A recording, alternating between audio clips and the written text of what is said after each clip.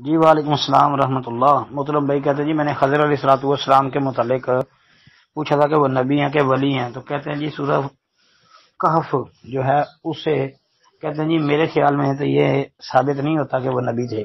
محترم بھائی آپ کے خیال کی بات نہیں، آپ ذرا قرآن کو غور سے پڑھیں نا جی۔ صرف آپ ایک آیت پڑھ لیں، سورۃ الکہف کی آیت نمبر 82، اس کو پڑھ لیں پوری توجہ سے تو پتہ چل جائے گا کہ خضر جو ہے، یعنی اس کو خضر بھی نہیں بولنا، خضر بولنا ہے، خضر، کہ خضر علیہ الصلوۃ والسلام یہ نبی ہیں کہ نہیں۔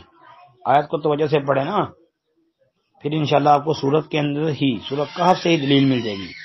یہ آیت نمبر 82، وَأَمَّا الْجِدَارُ فَكَانَ لِغُلَامَيْنِ يَتِيمَيْنِ فِي الْمَدِينَةِ وَكَانَ تَحْتَهُ كَنْزٌ لَهُمَا وَكَانَ أَبُوهُمَا صَالِحًا فَأَرَادَا رَبُّكَ أَن يَبْلُغَا أَشُدَّهُمَا وَيَسْتَخْرِجَا كَنْزَهُمَا رَحْمَةً مِّن رَّبِّكَ وَمَا فَعَلْتُهُ عَنْ أَمْرِ ذَلِكَ تَأْوِيلُ مَا لَمْ تَسْطِع عَلَيْهِ صَبْرًا۔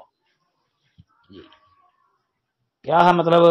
اور رہ گئی دیوار تو وہ شہر میں 2 یتیم لڑکوں کی تھی، اور اس کے نیچے ان دونوں کے لیے ایک خزانہ تھا، اور ان کا باپ نیک تھا، تو تیرے رب نے چاہا کہ وہ دونوں اپنی جوانی کو پہنچ جائیں اور اپنا خزانہ نکال لیں تیرے رب کی طرف سے رحمت کے لیے، اور میں نے یہ اپنی مرضی سے نہیں کیا۔ یہ ہے اصل حقیقت ان باتوں کی جن پر تو صبر نہیں کر سکا۔ اب یہ جملہ دیکھیں کہ تیرے رب کی طرف سے رحمت کے لیے، اور میں نے یہ اپنی مرضی سے نہیں کیا، یہ خضر کہہ رہے ہیں، تو پھر کس کی مرضی سے کیا؟ اللہ کی مرضی سے۔ تو پھر کون ہوئے؟ نبی۔ اس لیے آپ صرف یہ ایک آیت کریمہ کو ہی غور سے پڑھ لیں تو اللہ کے فضل سے آپ کا خیال جو ہے وہ پھر کہاں جاتا نظر آئے گا، خود سوچیں۔ السلام علیکم ورحمۃ اللہ۔